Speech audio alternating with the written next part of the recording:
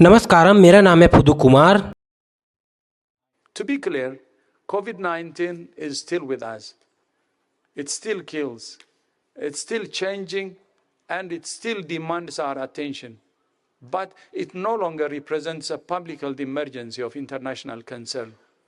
The end of COVID-19 as a global health emergency is not just the end of bad dream from which we have woken.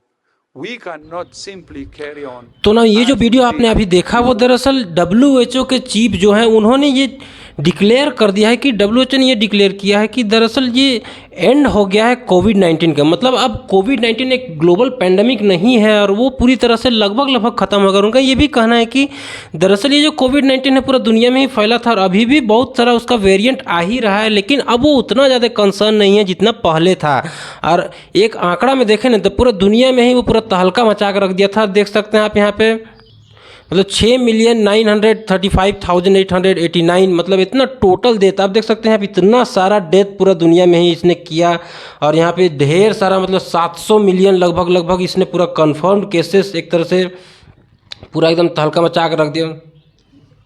और अब उतना भी ज़्यादा concern नहीं है पूरा कोविड-19 के लिए। ये ऑफिशियली खुद ब खुद WHO वर्ल्ड हेल्थ ऑर्गेनाइजेशन ये कंफर्म कर दिया है। लेकिन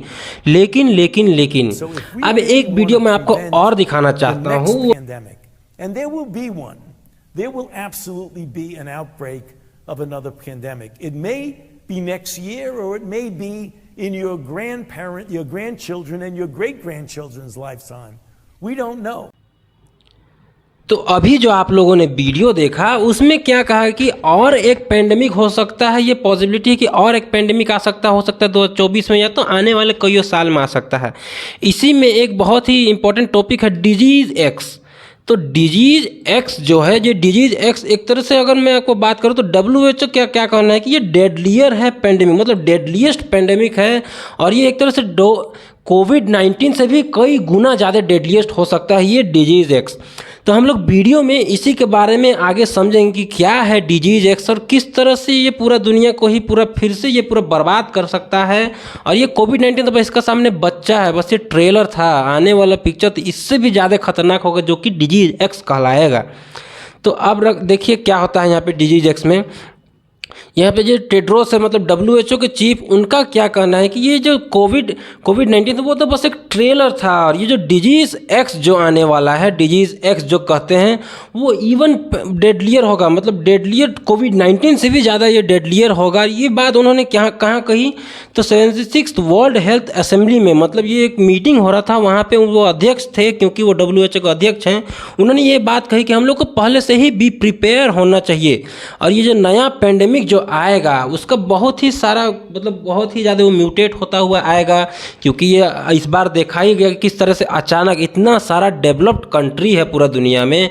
आप देख सकते हैं यहाँ पे अमेरिका, चाइना, इंडिया, रसिया, कई सारे देश हैं जो पूरा डेवलप्ड हैं, कितने ही सारे न्यूक्लियर वॉर बना चुके हैं। लेकिन ये छोटा सा कोविड-19 जो है पेंडेमिक आया उसमें पूरा दुनिया ही हाथ खड़ा कर दिया। हालांकि यहाँ पे भारत का पूरा एकदम सराहनीय काम किया, जिसमें कि उन्होंने पूरा एकदम डट के खड़ा हुआ और पूरा आराम से इन्होंने पूरा ये चीज़ को सरपास कर दिया।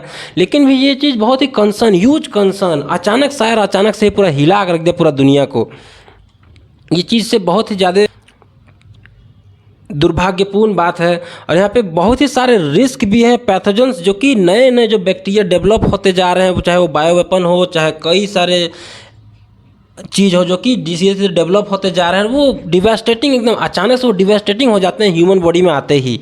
अब मैं आपको बताता हूँ ये जो डिजीज़ एक्स है, ये जो डिजीज़ एक्स है उसके कई सारे टर्म्स है, कई सारे थ्योरीज है। पॉइंट बाय पॉइंट मैं आपको समझाने की कोशिश करूंगा कि किस तरह से वो डिजीज़ एक्स एकदम डेडलियर हो सकता है और किस तरह से ये इवैक्यूएट हो सकता है और किस तरह से ये ओरिजिनेट भी हो सकता है।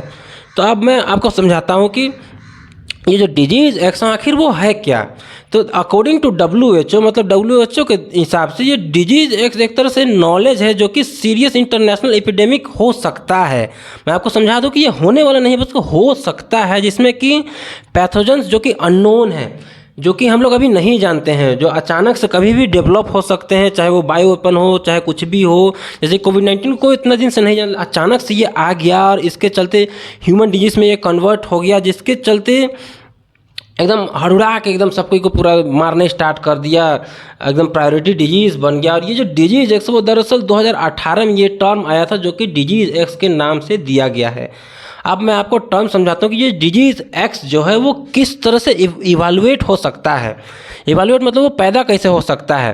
तो देखिए कई सारे यहाँ पे डिजीज़ एक्स का जो मतलब कई सारे साइंटिस्ट हैं उनका क्या कहना है, उन्हीं में से एक डॉक्टर गुप्ता जो हैं वो एक्सपर्ट हैं इस चीज़ में। तो उनका क्या कहना है कि ये जूनोटिक एक तरह से ये टर्म है जूनोटिक, आप याद रखिएगा जूनोटिक क्या है।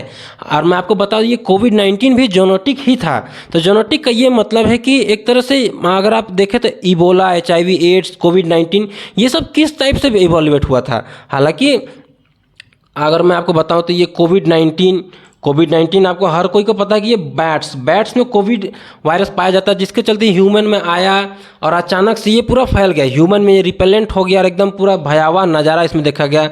इबोला वायरस इसको यही जो साउथ अफ्रीकन कंट्रीज़ जो यहाँ पे देखा गया था अफ्रीकन कंट्रीज़ में, जो कि इबोला ये भी एक एनिमल के थ्रू ही आया था। HIV एड्स ये भी एक एनिमल के थ्रू ही आया था, इसीलिए इसको जोनेटिक बोला जा रहा है। ये डिजीज़ एक्स है, हो सकता है ये फिर से एक जोनेटिक आकार में आएगा जो कि वायरस या तो बैक्टीरिया होगा जो कि पूरा ह्यूमन बॉडी में फैल के डेडलीस्ट बन जाएगा। मतलब इससे ज़्यादा भयावह कुछ हो ही नहीं सकता है। ये हो गया सबसे पहला पॉइंट जिसके चलते यहाँ पे पैथोजेंस को भी देखा जा सकता।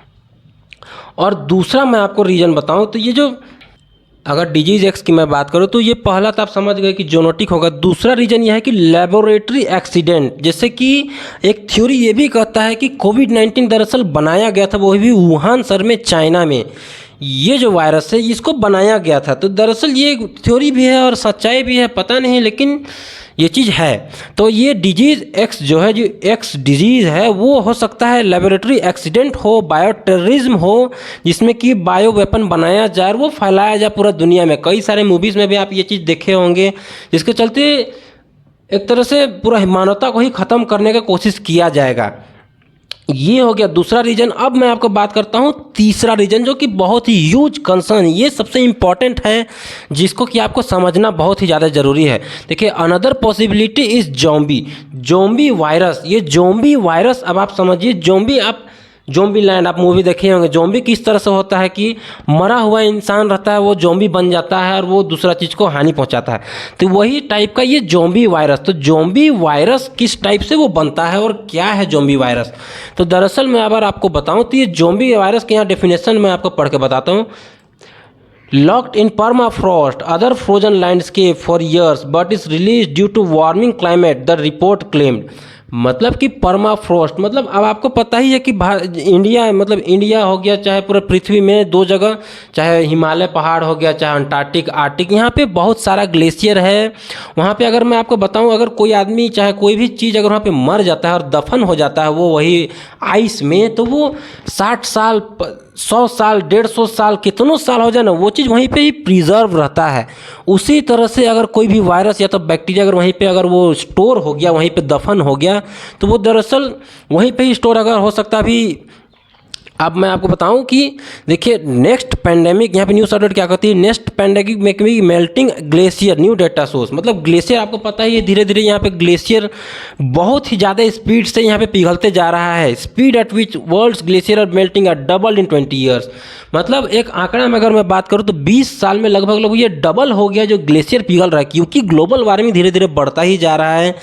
यहाँ पे आदमी लोग अपना स्वार्थ के लिए बहुत ही ज़्यादा कोविड-19 ऐसा चीज़ बनाया और ग्लोबल वार्मिंग बढ़ते ही जा रहा है। इसके चलते एकदम स्पीड डबल हो गया ग्लेशियर का पिघलने का। और मैं आपको समझाया ना कि किस तरह से कोई भी चीज़ अगर दफन हो जाए, मतलब गड़ा जाए वो चीज़ अगर आइस में, ग्लेशियर में, तो वो हज़ारों साल तक वो वैसा ही रहता है जिस तरह से अभी है। और वो अचानक से जब अभी अब आपको मैं समझाऊँ कि ये जो ग्लेशियर है ये सब धीरे धीरे पिघलता ही जा रहा है, जिसके चलते वो हो सकता है वो वायरस अचानक से वो निकल जाए, अंदर में जो गड़ा हुआ निकल जाए, वो एक्टिवेट हो जाए, हो सकता है ये भी पॉसिबिलिटी है। और वो एक्टिवेट हो गया और वो एक डेडलीस्ट टाइप का वायरस था अपना टाइम में, आज से 1000 साल पहले, वो चीज़ अभी फिर से एक्टिवेट हो जाए और वो एकदम बहुत ही तेज़ी से फैले।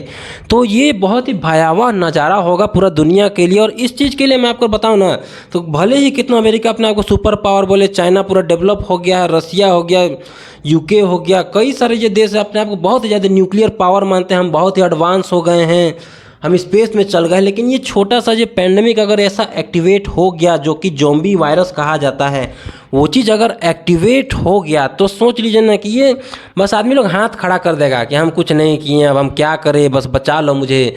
WHO का तो कुछ है ही नहीं, वो तो सीधा सीधा पपेट बन गया है चाइना का, उसको कुछ मतलब ही नहीं है।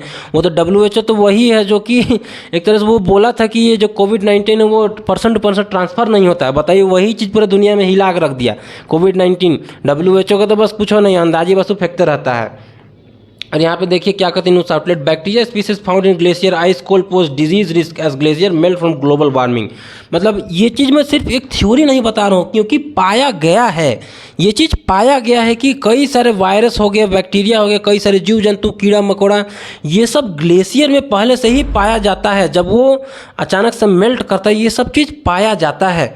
इसके चलते ये जो डिजीज़ एक्स का जो कॉन्सेप्ट है, डिजीज़ एक्स, ये जो डिजीज़ एक्स है, ये जो कॉन्सेप्ट है, ये चीज़ सही में ही एक ना एक दिन होगा, और ये चीज़ हो गई, जिसके चलते हम लोग को और भारत को, खासकर भारत को, क्योंकि ये दुनिया का सबसे बड़ी आबादी वाला देश है, इसको ये चीज़ के लिए हमेशा से ही प्रिपेयर होना चाहिए, हमेशा से ही प्रिपेयर होना चाहिए, क्योंकि prevention is better than cure. ये चीज़ आप सुने हैं ना, ये चीज़ हमेशा से ही लागू होना चाहिए। तो आई होप आपको ये पूरा डिजीज़ एक्स वाला कॉन्सेप्ट समझ में आ गया होगा। Thank you for watching this video, और मेरे तरफ सभी व्यूवर्स को भगवान आपको हमेशा